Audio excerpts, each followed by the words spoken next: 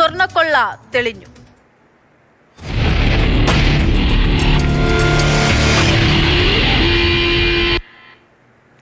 കൊടിമര പ്രതിഷ്ഠയിൽ അഭിഭാഷക commissioner ASP കുറുപ്പിനെ കുറ്റപ്പെടുത്തിയ report ഹൈക്കോടതിയിൽ Devaswom vigilance സമർപ്പിച്ച റിപ്പോർട്ടിലാണ് പരാമർശം. സ്വർണം ഏറ്റുവാങ്ങാൻ അഭിഭാഷക കമ്മീഷണറെ ചുമതലപ്പെടുത്തിയില്ല. എന്നാൽ സെലിബ്രിറ്റികൾ അടക്കമുള്ളവർ നൽകിയ സ്വർണം ഏറ്റുവാങ്ങിയത് അഭിഭാഷക കമ്മീഷണറാണ്. സ്വർണം ഏറ്റുവാങ്ങുമ്പോൾ രസീത് നൽകുന്നതിലും അഭിഭാഷക കമ്മീഷൻ വീഴ്ച വരുത്തിയെന്നും വിജിലൻസ് റിപ്പോർട്ടിന്റെ പകർപ്പ് മാതൃഭൂമി ന്യൂസിൽ ലഭിച്ചു. പഴയ കൊടിമരത്തിലെ സ്വർണ്ണ ആലില കാണാനില്ല എന്നും ഈ റിപ്പോർട്ടിലുണ്ട്. ബാജിവാഹനം സ്ട്രോങ് റൂമിൽ ഇല്ലെന്നും വിജിലൻസ് റിപ്പോർട്ടിൽ സൂചിപ്പിക്കുന്നു. അനന്തകൃഷ്ണൻ വിവരങ്ങളുമായി ചേരുകയാണ്.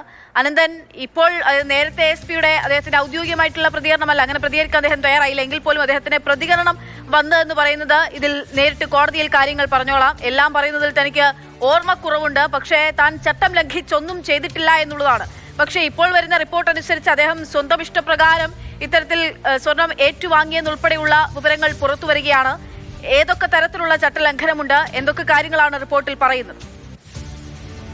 അക്ഷയ, ശബരിമല സ്വർണ്ണക്കൊള്ള കേസിനിടയിലാണ് 2017 കൊടിമര പ്രതിഷ്ഠയുമായി ബന്ധപ്പെട്ട വിവാദങ്ങളും ഉയർന്നു വന്നത്. ഇതിൽ പത്രമാധ്യമങ്ങളിൽ വന്ന വിവരങ്ങളുടെ അടിസ്ഥാനത്തിലാണ് ഹൈക്കോടതി ദേവസ്വം വിജിലൻസിനോട് ഒരു അന്വേഷണം നടത്തി റിപ്പോർട്ട് സമർപ്പിക്കാൻ നിർദ്ദേശിച്ചത്. ഇതിന്റെ അടിസ്ഥാനത്തിൽ ദേവസ്വം വിജിലൻസ് വിശദമായ അന്വേഷണം നടത്തി. ഇന്നലെ SIT നൽകിയ റിപ്പോർട്ടിനൊപ്പമാണ് ദേവസ്വം വിജിലൻസും 2017 കൊടിമര പ്രതിഷ്ഠയുമായി ബന്ധപ്പെട്ട റിപ്പോർട്ട് സമർപ്പിച്ചത്. ആ റിപ്പോർട്ടിന്റെ അടിസ്ഥാനത്തിലാണ് ഇപ്പോൾ കൊടിമര പ്രതിഷ്ഠയുമായി ബന്ധപ്പെട്ട് സ്റ്റേറ്റ് വിജിലൻസിന്റെ അന്വേഷണത്തിന് ഇന്നലെ ഹൈക്കോടതി ദേവസ്വം ബെഞ്ച് ഉത്തരവിട്ടത്. ആ ഉത്തരവിന് കാരണമായ ദേവസ്വം വിജിലൻസ് ഇന്നലെ ഹൈക്കോടതിയിൽ നൽകിയ റിപ്പോർട്ടിന്റെ പൂർണ്ണ വിശദാംശങ്ങളാണ് ഇപ്പോൾ മാതൃഭൂമി ന്യൂസ് പുറത്തുവിടുന്നത്. ഈ റിപ്പോർട്ട് പ്രകാരം കൊടിമരവുമായി ബന്ധപ്പെട്ട് ശ്രദ്ധിക്കേണ്ട കാര്യം, കൊടിമരവുമായി ബന്ധപ്പെട്ട് ഏതെങ്കിലും സ്വർണ്ണക്കൊള്ള നടന്നതായി ഈ റിപ്പോർട്ടിൽ എവിടെയുമില്ല. അതിനൊപ്പം തന്നെ ദേവസ്വം ബോർഡിന് ഏതെങ്കിലും തരത്തിൽ പിഴവ് സംഭവിച്ചതായും ഈ റിപ്പോർട്ടിലില്ല. അതായത് ഈ കൊടിമര പ്രതിഷ്ഠയുമായി ബന്ധപ്പെട്ട പ്രധാന ആരോപണം ഉയർന്നിരുന്നത്, അല്ലെങ്കിൽ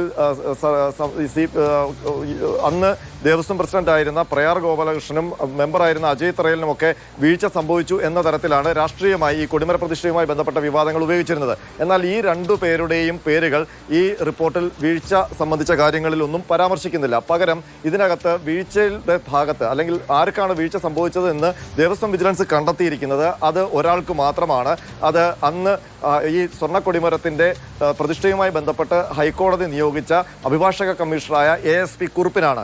അത് എങ്ങനെയാണ്, അതൊരു സ്വർണ്ണക്കൊള്ളയായിട്ടല്ല ഇതിനകത്ത് ദേവസ്വം വിജിലൻസ് ചിത്രീകരിച്ചിരിക്കുന്നത്. കാരണം ഒരു സ്വർണ്ണക്കൊള്ളയൊക്കെ നടന്നു എന്ന് കണ്ടെത്തണമെങ്കിൽ എന്തുമാത്രം സ്വർണവും അതുപോലെ തന്നെ ഇതിന്റെ ചിലവും കൃത്യമായി തിട്ടപ്പെടുത്തണം.